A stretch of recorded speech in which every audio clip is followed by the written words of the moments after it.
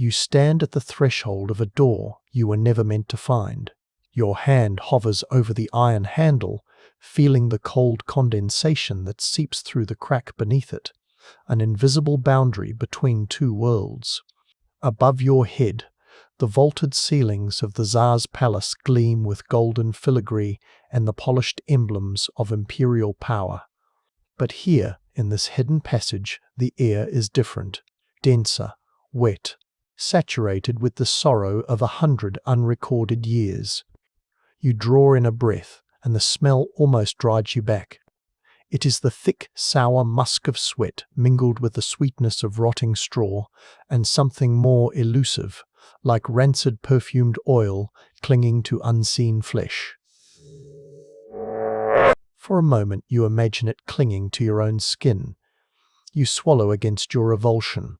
Somewhere behind that door you hear a sound, a soft, choked murmur not quite human, a voice stripped of language and intention, a sigh or a whimper.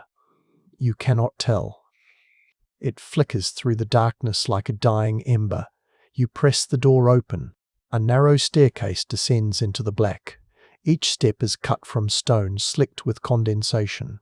Your palm drags along the wall for balance, and the slime left behind chills you to the marrow.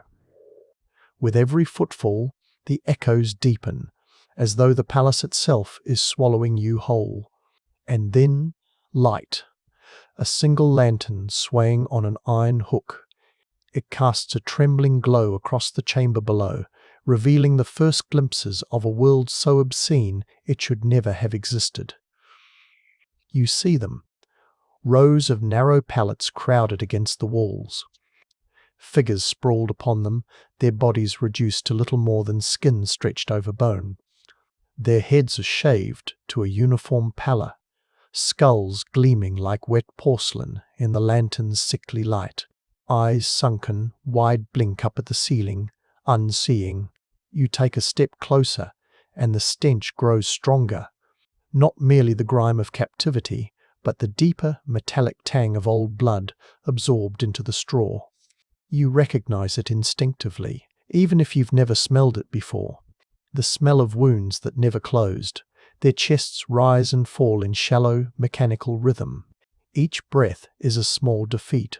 You look down at one man. Man is still the word, and you see that a crude linen bandage circles his hips. Beneath it, you glimpse a brown stain. You know, without wanting to, what was taken from him. Overhead, in the halls you left behind, you can almost hear the crystalline laughter of courtiers and the polite murmur of conversation over sweetmeats and wine. Just a few feet of polished marble separate their banquets from this mass of broken bodies. The contrast is obscene. You feel it in your chest, the obscene pairing of grandeur and degradation, the duality of a ruler who cultivated such refined beauty, and, beneath it, a private empire of mutilation. One of them moves, his lips part, a ragged sighing sound emerges, a prayer, a plea, or simply an echo of something human, left behind like a ghost. Your gaze drifts to the far end of the chamber, where a massive iron grate is sunk into the floor. Through its bars, you see only deeper darkness. The whispering rises again, an almost musical chorus of thin, high voices drifting from somewhere below. It is as though the earth itself is trying to confess. You cannot help yourself. You look back to the nearest pallet. You study the hollow gaze fixed on nothing. You think, he was a boy once. He had a name. Perhaps he was a servant's son, or a captured child from some distant province, brought here in shackles. Perhaps he was promised a place in the palace kitchens. Perhaps he dreamed once of freedom. And now he is this, a living wound, a body rendered neutral, yet never allowed to die. You take another step, and another. You count them in your mind to keep from screaming. At the 10th, you stop and force yourself to look around. There are hundreds. 300, some chronicles say. Some withered almost to nothing, others still fresh in their deformity. The Tsar's design was deliberate. Every servant who passed through these corridors would see them and remember, no man could ever be a rival. No lover could ever touch what the Tsar considered his alone. No one could challenge his dominion over every life in this palace. Your skin crawls with the realization. Power here was not a performance. It was not enough to crown himself absolute in law. He needed to crown himself absolute in flesh, unmaking hundreds to secure the illusion that he alone was unassailable. And you, standing here, are now a witness. You are complicit in their humiliation simply by observing it. Above your head, the palace remains brilliant, gilded, immaculate. Down here, the air itself is heavy with defeat. You force yourself to turn away. But as you climb the stairs again, each step carrying you back toward the light, you know something has changed in you. You have glimpsed the true face of power, one so grotesque that even time has tried to forget it.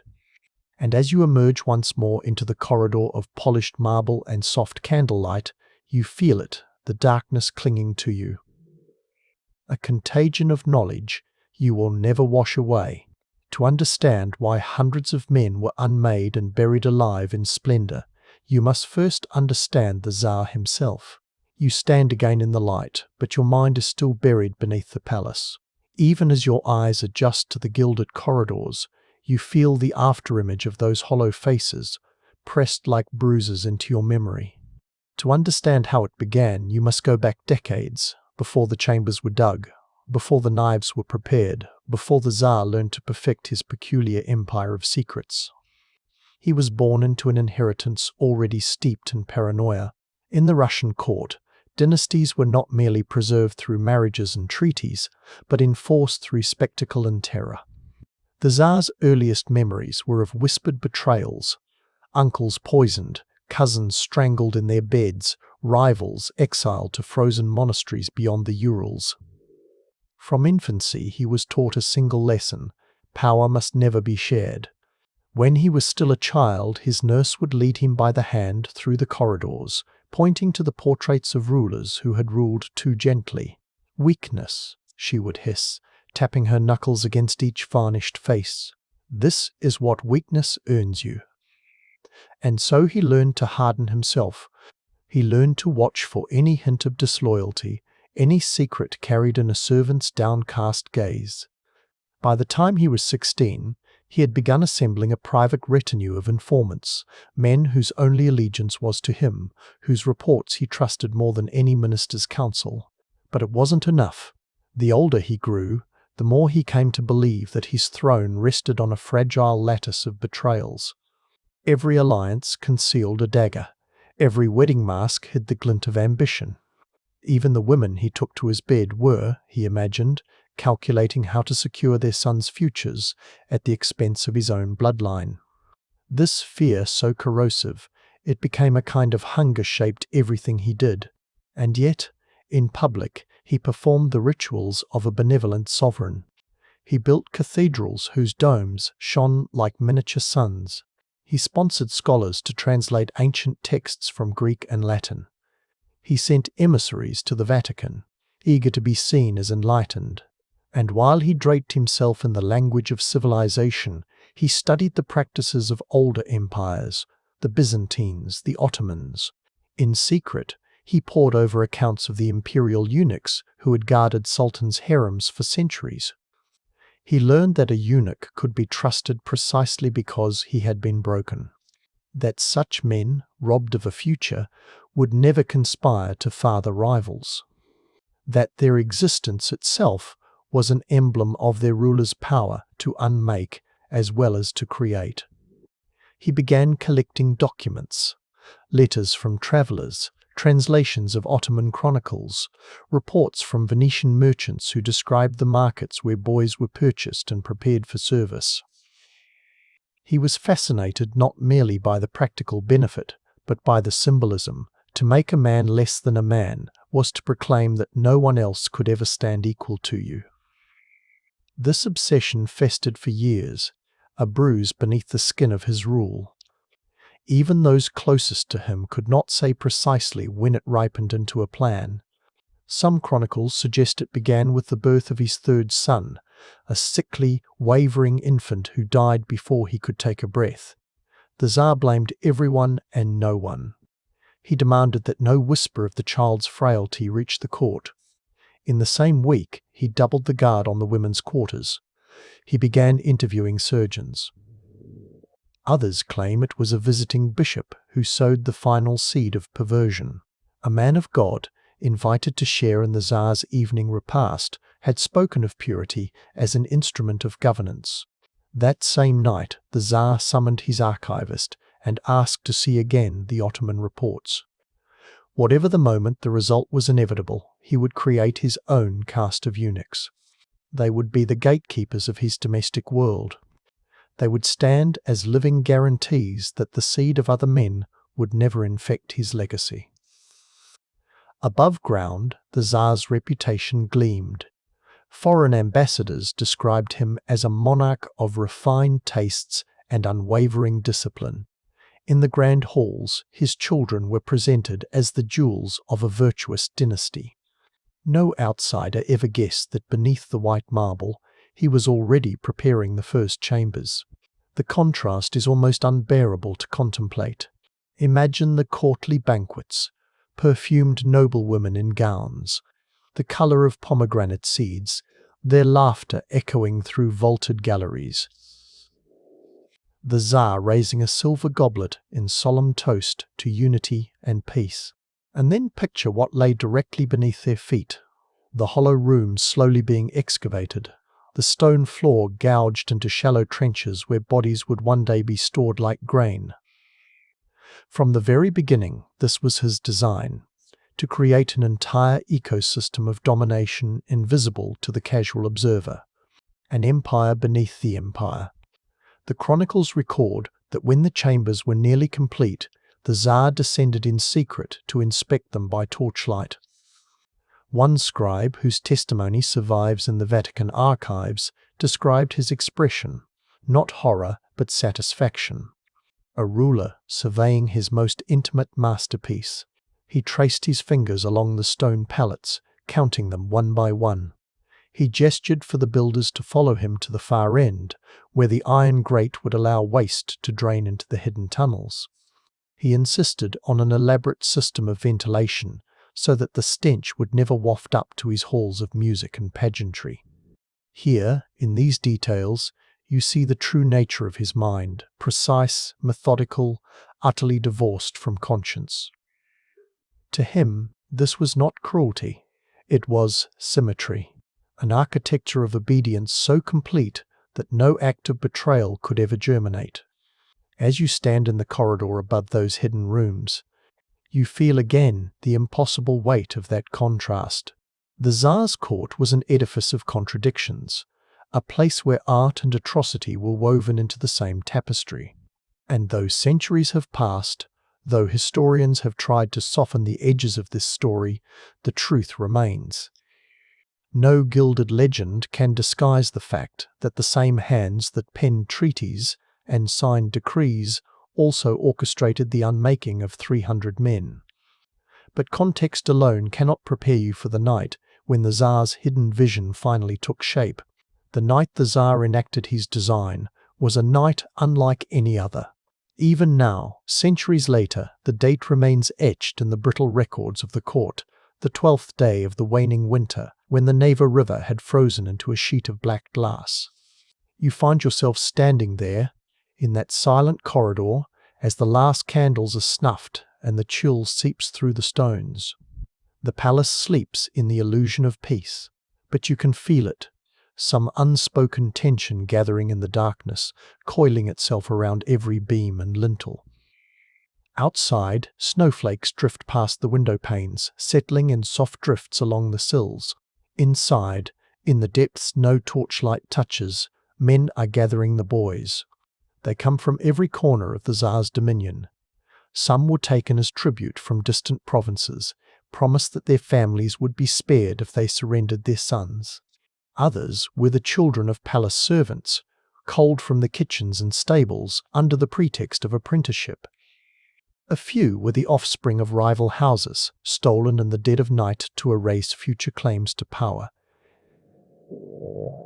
They are led, one by one, through the back passages. Their small hands clutch sacks containing the only possessions they are allowed to keep: a comb, a wooden icon, a folded scrap of cloth embroidered by a mother's hand. They have no idea why they have been summoned. As you descend the staircase behind them, if only in your mind, you can almost hear the soft shuffling of their bare feet on the cold stone. A hush has fallen over the procession, as though the boys themselves sense that something irrevocable is waiting below. When they reach the chamber, they are arranged in rows. The Tsar himself stands upon a raised platform, dressed not in his customary robes of state, but in a simple black tunic. His face is composed, almost serene. He raises one gloved hand. A physician steps forward. Another follows, and another. 6 in total surgeons trained in the Ottoman methods, brought here at exorbitant expense. Their instruments are laid out upon lacquered trays, long knives with curved blades, linen bandages, iron hooks. You want to look away. You want to believe this is a nightmare, some fevered legend invented by enemies. But the chronicles are unanimous. The Tsar spoke a single sentence: "No man shall ever trespass upon what is mine." And then he signalled the surgeons to begin. The first boy is led to a pallet. He is no older than 12. You see him glance around, searching for an explanation, for some sign that this is a test he might pass. But there is nothing. Only the unblinking gaze of the Tsar and the flickering lanterns that make every blade shine wetly in the gloom. The surgeon's hands are quick. The boy's scream is a raw animal thing, so piercing it seems to vibrate in the bones of the palace itself. The sound carries up the stairs, ricochets through the corridors, and is absorbed by the marble floors, so that no courtier ever hears it. Again and again the knives descend. Again and again the screams rise. The smell, oh God, the smell, thickens until the air feels unbreathable. Iron, sweat, the acrid stench of fear pouring from 100 bodies. Some of the boys thrash and must be pinned by guards. Others go limp with terror, their eyes fixed on the vaulted ceiling as if trying to leave their bodies behind. A few try to speak, to beg, but their words dissolve into hoarse, broken sobs. You watch as the linen bandages are wrapped around them, stained almost immediately with spreading blooms of red. The surgeons do not look at their faces. They work as though repairing a piece of furniture, their expressions vacant, almost bored. The Tsar does not flinch. He stands with one hand on the rail, his jaw set, his gaze sweeping across the rows of broken children. To him, this is not cruelty, it is necessity. The final guarantee that no seed but his own will ever take root in the palace. In the hours that follow, the work continues without pause. The torchbearers replenish the lamps. The surgeons clean their blades. The guards drag each boy to a pallet, then retrieve the next. When dawn begins to pale the sky beyond the palace windows, the chamber has been transformed. Where once there were rows of boys clutching their small possessions, there are now rows of bodies swaddled in bloody cloth, their voices reduced to a soft collective whimper that fills the air like a hymn of ruin. And there, in the centre, the Tsar finally allows himself to exhale. He steps down from the platform. He walks among them, studying each face. The chroniclers say he paused beside a boy whose eyes were still bright with life. He lifted the boy's chin and searched his gaze for a long moment. Perhaps, in that instant, some ember of doubt flickered in his mind.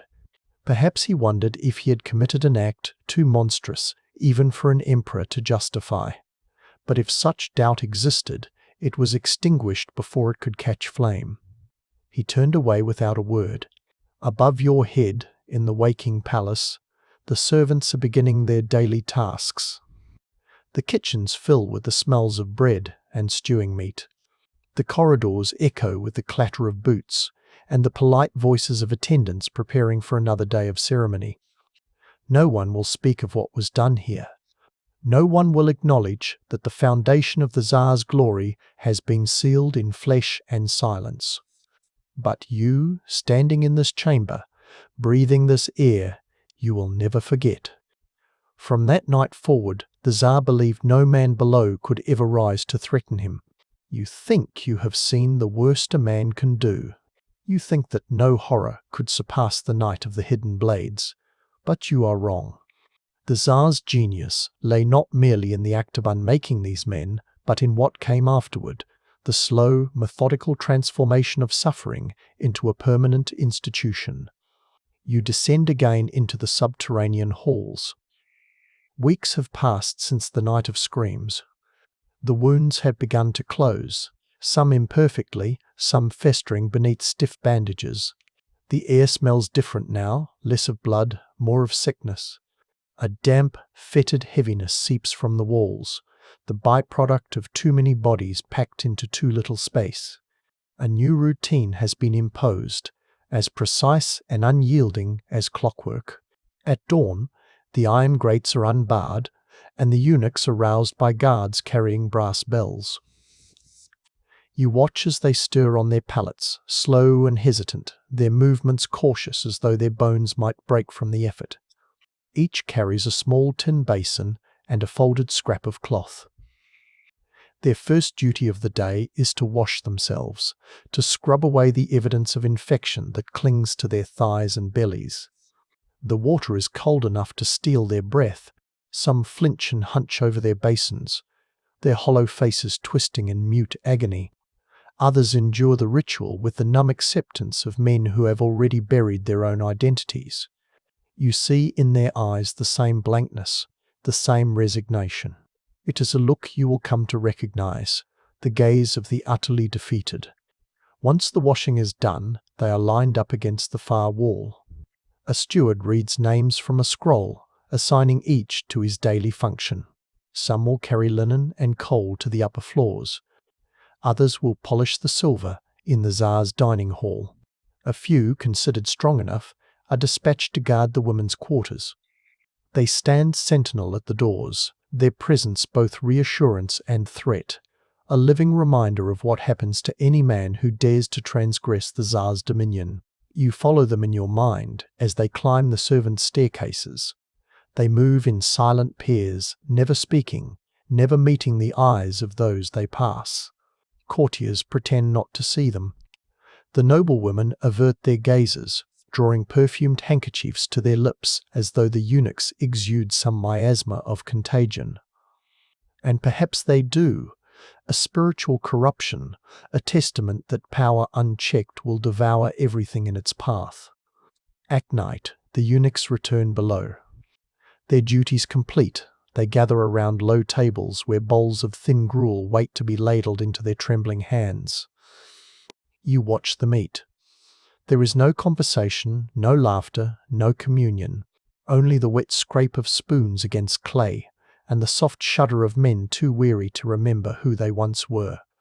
Yet even this meagre existence is not allowed to remain static. The Tsar, ever suspicious, devises new humiliations to test their obedience. Once each month he descends the stairs, accompanied by a small retinue of advisers. You see him there, his boots spotless, his gloved hand gripping the iron rail as he surveys his hidden congregation. He issues orders in a soft voice. Each eunuch must strip and present himself for inspection. The stewards circle among them, noting any sign of illness, any whisper of insubordination. If a man is deemed too weak to serve, he is taken away. No one says where. The others watch in silence, their faces impassive as the condemned vanish into darkness. On these inspection nights, the Tsar occasionally selects one eunuch for a different kind of service. He gestures, and the chosen is led up the stairs into the private chambers. The chronicles are vague about what happens behind those locked doors. Some speak of ritual ablutions, of the Tsar forcing the eunuchs to witness his most intimate debaucheries. Others whisper darker stories, of a perverse fascination with their wounds, of acts too grotesque to record without risking damnation. Whatever the truth, the effect is always the same. The chosen returns changed, his gaze emptied of even the flickering remnants of self. You see him shuffle back to his pallet, his skin ashen. You watch him lie down and turn his face to the wall. He does not move again until dawn. Again and again this cycle repeats. Weeks bleed into months, months into years. The Tsar grows older, but his appetite for domination never slackens. If anything, it intensifies as his body begins to fail him. His physicians prescribe elixirs and powders, ground pearls, tinctures of opium, but nothing can restore the vigor he has spent like coin. In the evenings, he sits alone in his study, poring over records of each eunuch's service. He knows their names, their origins, their assigned duties. To him, they are not men but instruments, proof that he alone commands every aspect of life within his walls. You wonder what flickered in his mind as he studied those ledgers. Did he feel triumph, satisfaction, or some darker emotion he could never name, a hunger that no act of violence could satiate? Sometimes he calls for the palace musicians. As the viols and harps play delicate laments in the corridors above, the eunuchs wait below, their faces turned toward the ceiling, as though straining to hear strains of beauty forever denied them. In these moments the contrast is almost too much to endure. Above, crystal chandeliers, silver trays bearing sugared fruits, the rustle of silk skirts gliding over polished floors.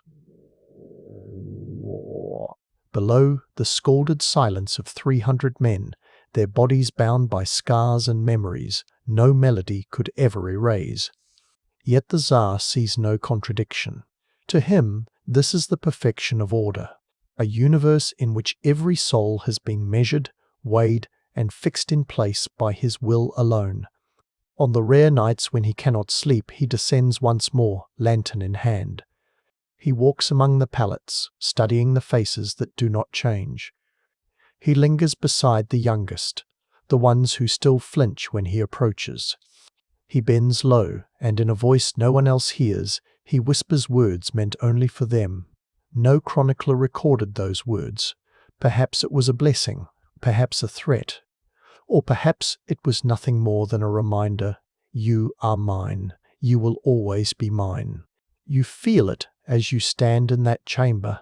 The final corruption of power is not in the act of cruelty itself, but in the belief that such cruelty is inevitable, even righteous. The Tsar did not merely destroy these men's bodies.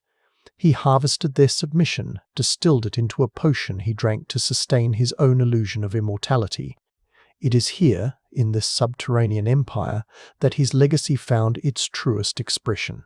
Not in the cathedrals he built or the treaties he signed, but in the silent, unmoving rows of eunuchs who bore witness to his unending need to conquer everything, every rival, every doubt, every scrap of humanity that might have challenged his supremacy. In the final years, when the Tsar's health began to fail, he visited the chambers less often. But even in his absence, the rituals continued. The inspections, the humiliations, the slow, unremarked deaths. Each new steward inherited the ledger. Each new physician learned to tend the wounds that never healed. And so the cycle endured, as inevitable as the turning of the seasons. In the final days, even the Tsar's appetite for spectacle found a limit. At the end of all things, when age had withered his strength and clouded his vision, the Tsar was left alone with the ghosts he had created. You stand in the palace's highest chamber, where the old man lies upon a bed too vast for his shrinking body. Candles flicker in silver sconces, their light throwing monstrous shadows across the ceiling. The air smells of vinegar and decay. Physicians hover at the edges of the room, whispering among themselves. No tonic will prolong him much longer. The Tsar's breathing is shallow, a slow mechanical rasp. His eyes, once sharp as a hawk's, wander across the painted beams as though searching for something only he can see. Some say he is already half gone, that he drifts between worlds, trapped in the corridors he built beneath the palace. On this final night, he gives a single order to be carried down into the chambers one last time. The servants obey, their hands trembling as they lift him onto a litter. You follow them in your mind, down the twisting staircases, past the iron-banded doors. Lanterns bob in the darkness ahead, throwing splashes of gold across the walls slick with moisture. When they reach the chamber, they set the litter upon the flagstones. The Tsar demands they rouse the eunuchs. The guards move among the pallets, shaking the emaciated figures awake. One by one they struggle to their knees, their hollow faces lifting toward the master who made them. For a long moment silence reigns, and then the Tsar speaks. His voice is a papery croak, yet it carries in the hush, "Sing." No one moves. No one utters a sound. The eunuchs have no song to give. Their voices were stolen years ago, their throats ruined by the same blades that claimed everything else. The Tsar waits, his eyes gleaming wetly in the lantern light. He seems to believe that if he waits long enough, if he wills it hard enough, the music will come. But the silence only grows heavier, pressing down like the lid of a tomb. At last he turns away. Perhaps in that moment he glimpses the truth, how all his power has left him more alone than any man before him, how every act of conquest has been merely another step into a deeper exile. They carry him back upstairs. He does not speak again. 3 days later, he dies in his bed, clutching the ledger that recorded the names of the 300 he unmade. The palace erupts into confusion. Courtiers scramble to secure their positions. Servants whisper prayers over the body, afraid that even in death the Tsar's spirit might linger to punish them. In the weeks that follow, the hidden chambers are open to the light of day. Soldiers break the locks. Officials descend with torches and ledgers, taking inventory of the Tsar's private kingdom. What they find defies even the darkest rumors. Some of the eunuchs have perished, their bodies mummified in their pallets. Others are too weak to rise. A few cling to life with a tenacity that horrifies the men who discover them. They are led blinking into the daylight, their gaunt faces a living testament to what power can become when severed from all humanity. The chroniclers write of the spectacle, the grand marble halls where guests once danced in perfumed splendor, now echoing with the thin, reedy coughing of the Tsar's last victims. The tapestries flutter in the summer breeze, as though mocking the silence that has replaced his commands. And beneath it all, a single truth emerges, clear, undeniable, indelible. This is what happens when a man believes himself entitled to mastery over every body, every thought, every life within his reach. When the palace is finally abandoned, the walls are left to crumble. The chambers below fill with water as the Neva rises and floods the tunnels. In time, the filth and the evidence are swallowed by the earth. The Tsar's legacy becomes a caution whispered among historians, a footnote in the chronicles of empire. But you, standing here at the end of the tale, feel the weight of it settle into your bones. You understand that history is not merely a parade of dates and conquests. It is the sum of countless private agonies, each inflicted by those who refuse to see their victims as human. If you listen closely, you can almost hear the echoes, still faint as a sigh, buried beneath the silt and stone.